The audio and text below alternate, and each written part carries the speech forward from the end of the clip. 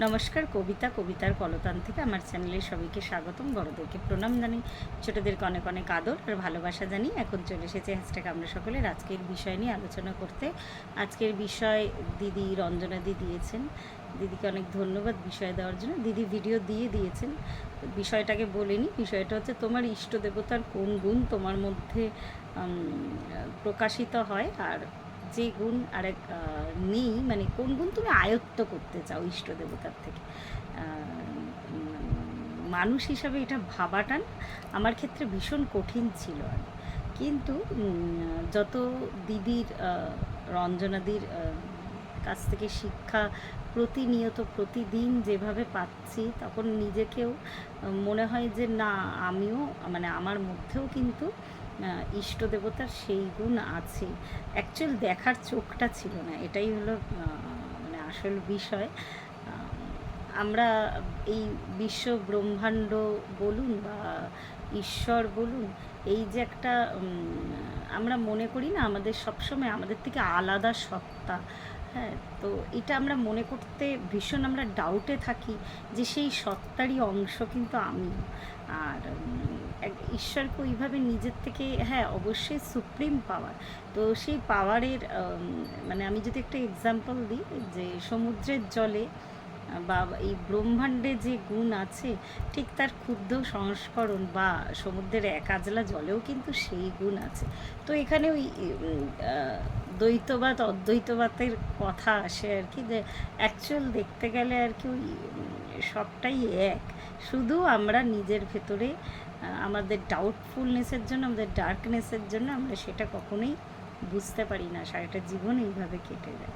তো অহম ব্রহ্মাস্মি কথাটা এমনি এমনি মানে আর কি আসেনি, বা সেই কথা নিয়ে এত যুগের পর যুগ কিন্তু এত একটা গূঢ় তত্ত্ব, ওটা নিয়ে কিন্তু আলোচনা যুগের পর যুগ ধরে হচ্ছে, বা ওটা আলোচনার থেকেও বড় কথা ওটা ফিল করা।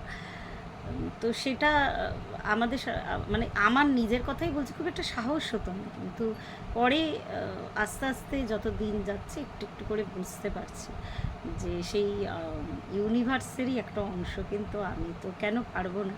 আমার ইষ্টের কোনো গুণ আমার মধ্যে নেই, এটা হতেই পারে না। তো যে আজকে এই বিষয়টা দেওয়ার পরে আমি দিদির ভিডিও আরেকবার বলি, পুরোটা দেখেছি। আজকে দিদির হাজব্যান্ড প্রসেনজিৎদার শুভ জন্মদিন।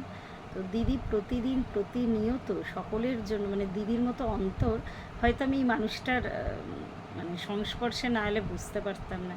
প্রতিদিন প্রতিনিয়ত আর কি সকলের আর কি জন্য তিনি কিন্তু প্রার্থনা করেন। কি বলবো, মানে এতটা একটা পজিটিভ ভাইব্রেশন আছে, আমি বলে বোঝাতে পারি, আমি এক্সপ্রেস করতে পারছি না হয়তো। তো দিদির ভিডিওটা তখন অর্ধেক দেখে দিনের বেলা, তো আমি দিদির হাজব্যান্ডকে ওই মানে আর কি ওখানে ইয়ে করে জন্মদিনের শুভেচ্ছা জানিয়ে আমাদের গ্রুপে আর কি, তো ওইটুকু তখন ভিডিওটা আমি দেখেছিলাম।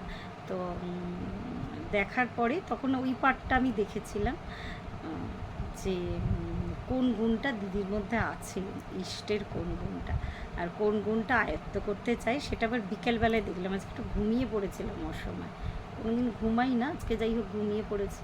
তো কোন গুণটা আছে সেটা দেখলাম, মানে এটা তো মানে একদম বোঝাই যায়, যে বললাম একটা মানে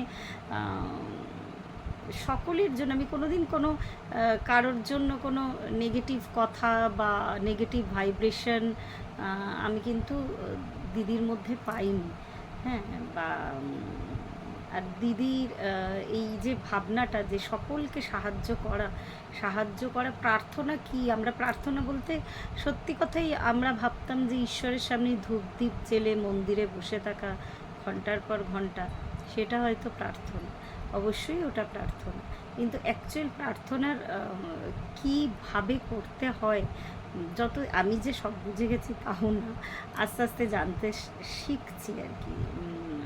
তো যে প্র্যাকটিসে আছি, বারবার কেন বা এতবার দিদির নামটা বলছি, যখনই মানে সব কথা তো অন ক্যামেরা বলা যায় না। যখনই বললো আর কি, দিদি বললেন যে কোন গুণটা ইষ্ট দেবতার আছে, আমার মানে মাইন্ডে বারবার দিদির মুখটা, দিদির নামটা, দিদির কথাগুলো এতবার করে মনে আসছে। তো যাই হোক, আমি একবার ডাউটে আমার এসেছিলেন যে আমি কি বলবো, কি আছে আমার মধ্যে। তো পরে ভেবে দেখলাম, ওই আস্তে আস্তে এই ডোরটা ওপেন হলো যে না, আমি যেটা আমার মধ্যে যে গুণটা আছে সেটা হলো যে আমি সব সময় না মানুষকে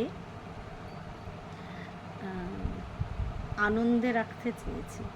যতটা আমার সামর্থ্য, একসময় সামর্থ্যের বাইরে গিয়েও চেয়েছি, যেটা হয়তো সবসময় ফিজিক্যাল ফর্মে, যেটা আমি এখন শিখছি যে সবসময় ফিজিক্যালি করা যায় না, কিন্তু তার দিকে প্রেয়ারের ভাইব্রেশন পাঠিয়েও কিন্তু করা যায়, সেটা আমি জানতাম না, সেটা এখন শিখছি।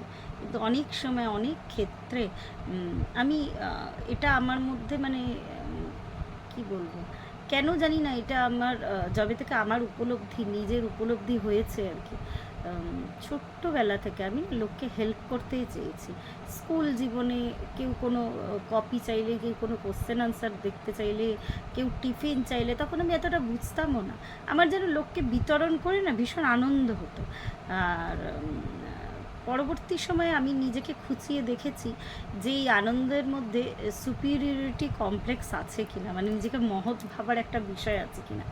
এটা ওইটারই আর একটা ডার্ক সাইড আর কি। কিন্তু আমি নিজের মনে বহুবার প্রশ্ন করেছি যে এটা দিয়ে কি আমার কোনো এরকম কিছু হয়, এরম কমপ্লেক্স হয় কি। তারপরে আমি উত্তর অবশ্যই পেয়েছি। আমি দেখেছি তা নয়, অন্যকে হাসতে, অ্যাকচুয়ালি রিফ্লেকশন, আমি সবসময় হাসি মুখে থাকি। ইভেন বন্ধুবান্ধবদের মাঝখানেও আমি কিন্তু অনেক মানে মানে তাদেরকে এই আনন্দটা, মানে এই হাসিটা মানে বিতরণ করতে চাই, অ্যাটলিস্ট কিছু না পারি, আমার এই গুড ভাইব্রেশনটা দিতে চাই।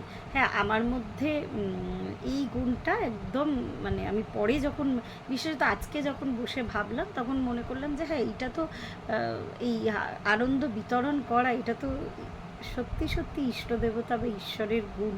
এই গুণটা কিন্তু আমার মধ্যে, আমি ব্লেসড যে আমার মধ্যে আছে।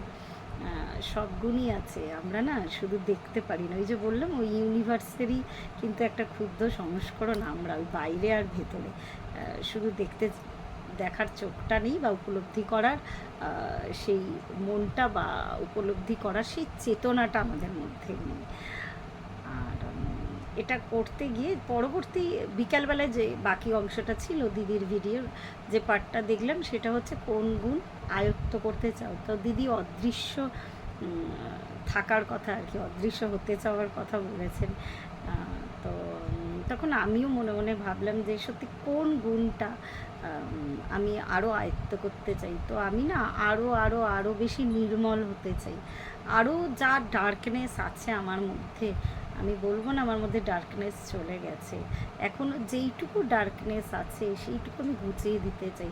একদম সেই পবিত্র পরম সত্তার মতো স্বচ্ছ একটা ট্রান্সপারেন্ট অন্তর চাই আমার, আরও স্বচ্ছ, আরও স্বচ্ছ।